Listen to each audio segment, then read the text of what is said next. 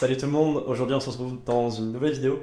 On a step up, on est debout. On va parler d'un moyen de locomotion, de mon moyen de locomotion préféré, de la manière dont on peut aller partout, le stop. Petit disclaimer important avant de commencer la vidéo. Si vous êtes seul, jeune, ou si vous êtes par exemple une femme, je vous déconseille de faire du stop, parce que ça peut être très effrayant. Et si vous voulez tout de même tenter de faire du stop, ou si vous êtes obligé de le faire, tenez toujours quelqu'un au courant de là où vous êtes.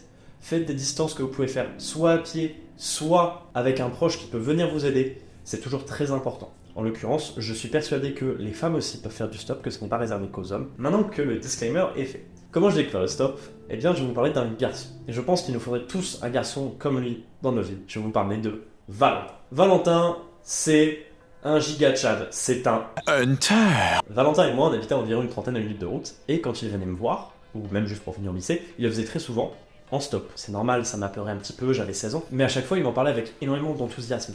Il arrivait à l'heure là où il voulait être, il rencontrait des gens formidables, et j'ai fini par avoir aussi envie de m'y essayer. Mais ça reste toujours effrayant.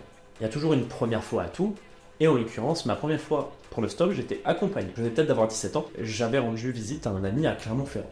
Sauf que, lui et moi, on est des golemons de première, et on est sortis du tram 4 arrêts avant la gare. Il comprend rien, les cons. Donc on avait plus de 30 minutes de marche, et après avoir descendu un pont en courant, on a levé le pouce, et il y a un mec qui s'est arrêté, son gosse à l'arrière. On nous a dit allez-y, montez.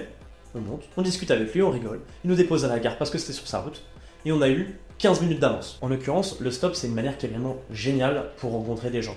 Ça permet, avec une certaine ouverture évidemment, il faut être à l'aise avec l'humain, avec les autres, avec soi-même aussi. J'ai déjà fait du stop avec une fille qui était en psychologie, et la femme qui nous a pris en voiture a commencé à lui poser des questions sur ses études, etc. Les gens s'intéressent sincèrement. Et c'est génial, ça permet une forme d'ouverture. Maintenant, comme je l'ai dit plus tôt, c'est cool d'être accompagné, et parfois, oui, on va tomber sur des choses un peu étranges.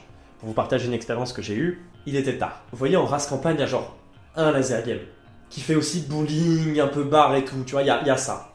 Le vendredi, il y avait laser game illimité pour 13 €.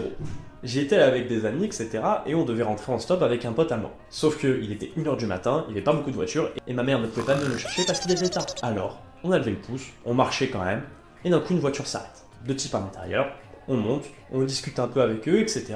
Et d'un coup, l'un des mecs se retourne et me dit « Ouais, tu connaîtrais pas un Tristan ?» Du coup, je le regarde, je dis « Bah non, pourquoi ?»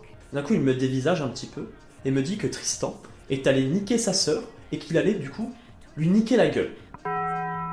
Il n'y a aucune invention, je vous jure. Ah, et au passage, le conducteur, hein, il avait 17 ans, il n'avait pas le permis. Je n'étais pas à l'aise. Faire du stop la nuit, c'est jamais plaisant. Mais le stop en journée, c'est génial. On rencontre beaucoup de personnes très intéressantes, parfois des personnes avec qui on garde contact. J'ai été pris un jour par une jeune maman d'une trentaine d'années. Elle venait d'ouvrir sa boutique. Je lui ai proposé de l'aide pour l'ouverture, etc. Et quelques jours plus tard, coup du sort, elle était amie avec des gens qui ont un groupe de musique, c'est d'ailleurs celui que vous entendez en fond. Ils tournaient un clip. C'était l'époque où je voulais devenir comédien, donc je leur ai proposé également mon aide, et j'ai fini par faire de la figuration dans un clip. Pourquoi est-ce que vous devriez faire du stop? Outre l'expérience, pourquoi? La dernière fois, on a parlé rapidement de Freud. Là c'est bon, j'ai perdu tout le monde, rétention d'audience. C'est quoi ces bruits de... Et là, j'aimerais vous parler d'un autre penseur, Nietzsche. Dans son livre Humain trop humain, Nietzsche affirme que l'homme qui n'a pas les 2 tiers de sa journée pour lui-même est un esclave. Est-ce que faire du stop, c'est être un homme libre? Oui. En l'occurrence, lorsque vous n'avez pas de voiture, le meilleur moyen d'être un homme libre et donc de posséder son temps, c'est ce fait de rencontrer des gens. C'est ce fait de discuter avec des personnes, d'accepter l'humain, d'ouvrir grand ses bras, d'être prêt à rencontrer des gens, à leur ouvrir notre âme et à discuter avec eux de tout, de rien, d'accepter que l'autre approche. Et ça permet également de partir à l'aventure.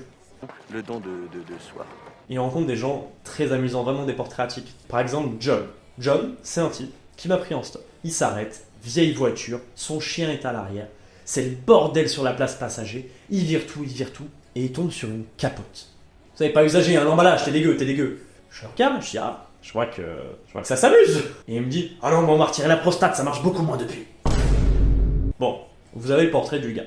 Je lui dis que je peux monter à l'arrière s'il veut, il me dit, non, le chien est percé les dents, ça pue. On commence à discuter, etc. Il me donne des conseils de vie, parce que c'est un ancien, on rigole. C'est un type, je donne entre 50 et 60 ans. Il me parle du fait qu'il faut rester en bon terme avec ses parents pour avoir une bonne place sur l'héritage. C'était un personnage. Vraiment, il était drôle. Je lui ai parlé du fait que j'allais déménager à Paris. Il m'a dit, ah, j'y ai travaillé. Il m'a parlé de 20 ans de sa vie. Finalement, quand j'arrive, il me dit, profitez bien de votre vie. Et moi, ayant appris son âge, je lui serre la main et lui réponds, profitez bien de la fin de la vôtre. Je vous laisse mettre vos prédictions sur l'âge de John en commentaire, 82 ans. Et il en faisait 60 même pas.